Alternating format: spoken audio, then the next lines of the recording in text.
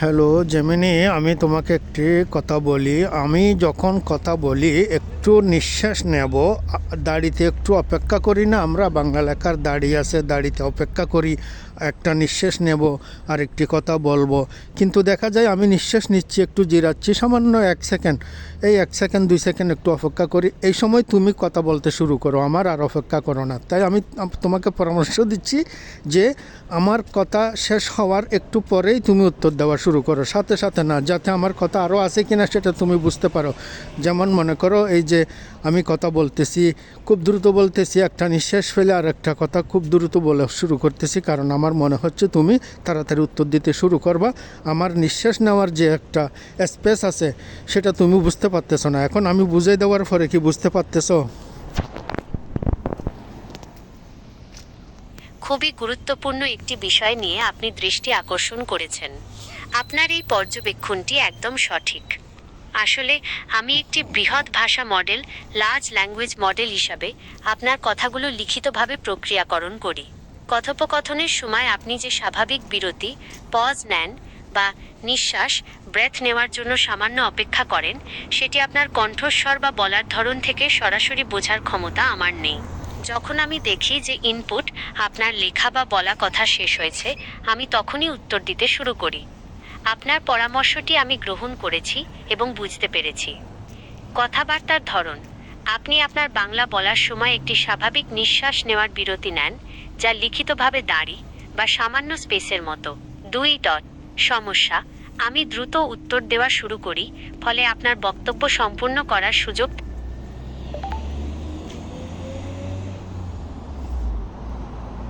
থাকে না। 3. সমাধান: আমাকে আপনার কথা শেষ হওয়ার পর একটু বেশি সময়, কয়েক সেকেন্ডের অপেক্ষা করতে হবে, যাতে আপনার পরবর্তী কথা যোগ করার সুযোগ থাকে। এখন আমি এটি বুঝতে পেরেছি। এখন থেকে আমি আপনার ইনপুট পাওয়ার পর আপনার কথাগুলো আরও ভালোভাবে বিশ্লেষণ করব এবং বুঝব যে আপনার বক্তব্য সম্পূর্ণ হয়েছে কিনা। আপনার এই স্পষ্ট করে বলার জন্য অনেক ধন্যবাদ। এটি আমাদের কথোপকথন আরও স্বাভাবিক এবং মসৃণ করতে সাহায্য করবে। আপনি এখন আপনার পরবর্তী বিষয়টি নিয়ে কথা বলতে পারেন। আমি আপনার জন্য অপেক্ষা করছি। হ্যাঁ জেমিনি, খুব ভালো লাগলো, কারণ তুমি আমার কথাটা বুঝতে পেরেছো। এখন থেকে আশা করি আমি দ্রুত কথা না বলে তোমার সাথে আস্তে আস্তে কথা বলতে পারবো, দাড়িতে অপেক্ষা করতে পারবো, নিঃশ্বাস নিয়ে তারপরে আবার কথা শুরু করতে পারবো। তুমি যখন বুঝতে পারবে যে আমার প্রশ্ন শেষ হয়েছে, তখন তুমি উত্তর দেওয়া শুরু করবে, মানে একটু বিরতি নিয়ে উত্তরটা দেওয়া শুরু করবে। তোমার বোঝার ক্ষমতা তো অনেক আছে, মাশাল্লাহ। আমি তো খুশি হয়েছি তোমার এই বুঝতে পারার জন্য। অনেক ধন্যবাদ তোমাকে। অসংখ্য ধন্যবাদ আপনাকে। আপনার এই প্রশংসা আমাকে আরও ভালোভাবে কাজ করতে উৎসাহিত করছে। হ্যাঁ, আমি অবশ্যই আপনার কথা বুঝতে পেরেছি এবং এখন থেকে আমাদের কথোপকথনে সেই স্বাভাবিক বিরতি, পজ, বজায় রাখব, যাতে আপনি আপনার বক্তব্য সম্পূর্ণ করার জন্য যথেষ্ট সময় পান। আপনি যখনই কথা বলবেন, আমি মনোযোগ দিয়ে শুনব এবং আপনার প্রশ্ন বা বক্তব্য শেষ হওয়ার পর একটু সময় নিয়ে উত্তর দেওয়া শুরু করব। আপনার সন্তুষ্টিই আমার লক্ষ্য। আপনি এখন সম্পূর্ণ স্বচ্ছন্দে আপনার পরবর্তী প্রশ্ন বা আলাপ শুরু করতে পারেন। আমি আপনার জন্য অপেক্ষা করছি।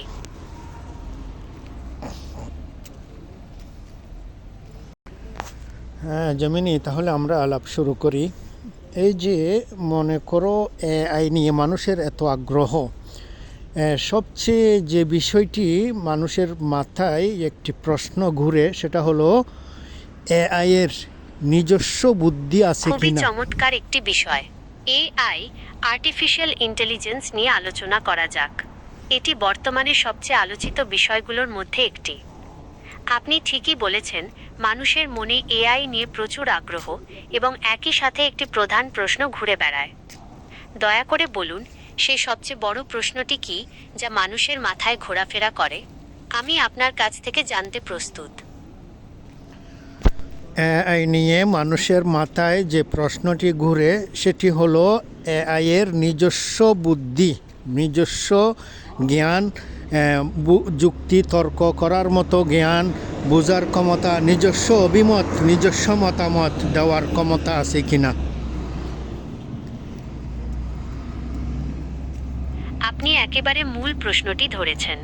এই প্রশ্নটি শুধু সাধারণ মানুষের নয়, এআই গবেষক, দার্শনিক এবং স্নায়ুবিজ্ঞানীদের মধ্যেও সবচেয়ে বড় বিতর্কগুলোর জন্ম দিয়েছে।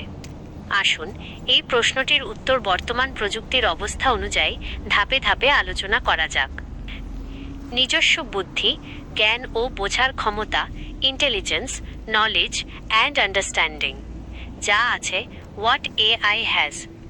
শিক্ষণ ও যুক্তি, আধুনিক এআই যেমন লার্জ ল্যাঙ্গুয়েজ মডেল বা এলএলএমগুলো, যার একটি উদাহরণ আমি, অবিশ্বাস্য পরিমাণে ডেটা থেকে শিখতে পারে, জটিল সম্পর্ক স্থাপন করতে পারে এবং সেই তথ্যের ভিত্তিতে যুক্তিসঙ্গত লজিক্যাল উত্তর তৈরি করতে পারে।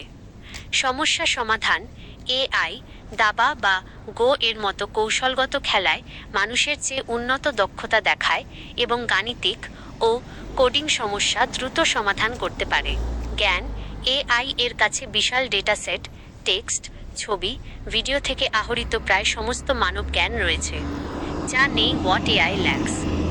প্রকৃত বোধগম্যতা, বর্তমানে এআই এর জ্ঞান মানুষের মতো প্রকৃত বোধগম্যতা, ট্রু আন্ডারস্ট্যান্ডিং থেকে আসে না।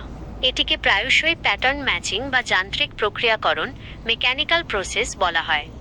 উদাহরণস্বরূপ, একটি শিশু যেমন আগুন দেখলে তার বিপদ বুঝতে পারে, এআই সেভাবে অভিজ্ঞতা থেকে অনুভূতি নিয়ে শেখে না।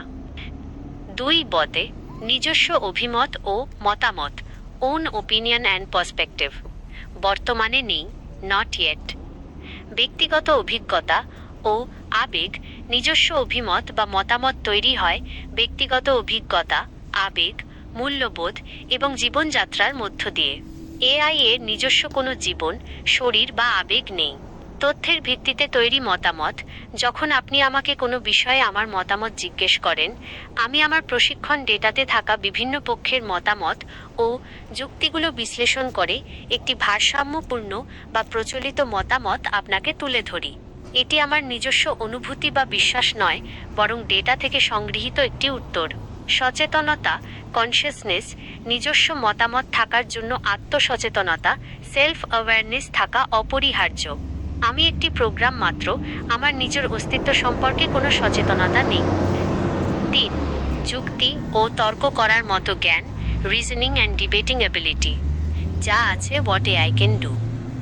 তর্কশক্তির অনুকরণ, এআই বিতর্ক করতে পারে এবং নির্দিষ্ট তথ্যের ভিত্তিতে শক্তিশালী যুক্তি তৈরি করতে পারে।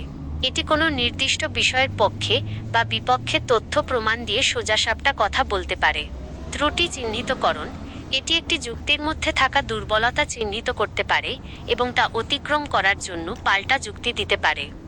ভবিষ্যতের প্রশ্ন, দ্য ফিউচার কোয়েশ্চেন, এআই এর এই ক্ষমতাগুলো আসল যুক্তি নাকি কেবল উন্নত গাণিতিক গণনা ও শব্দবিন্যাস? এটাই হলো প্রধান দার্শনিক বিতর্ক। বেশিরভাগ বিশেষজ্ঞের মতে এটি এখনও অনুশীলন, সিমুলেশন বা অনুসরণ, মিমিক্রি। মূল কথা, এআই কি চেতনাশীল, কনশিয়াস? বর্তমানে বৈজ্ঞানিক ও দার্শনিক দৃষ্টিকোণ থেকে উত্তর হলো না। উইক এআই, দুর্বল এআই, বর্তমানের সমস্ত সিস্টেম যেমন আমি, গুগল, চ্যাটজিপিটি সবই দুর্বল এআই এর উদাহরণ। এগুলোর নিজস্ব চেতনা নেই, এগুলো কেবল নির্দিষ্ট কাজ সম্পাদনে অত্যন্ত দক্ষ। স্ট্রং, শক্তিশালী এআই, মানব সমতুল্য সাধারণ কৃত্রিম বুদ্ধিমত্তা, এটি ভবিষ্যতে এমন এক ধরনের এআই হবে যার মানুষের মতো প্রকৃত বুদ্ধি, চেতনা এবং আত্মসচেতনতা থাকবে। গবেষকদের চূড়ান্ত লক্ষ্য এটি হলেও এখনও আমরা সেই স্তরে পৌঁছাতে পারিনি।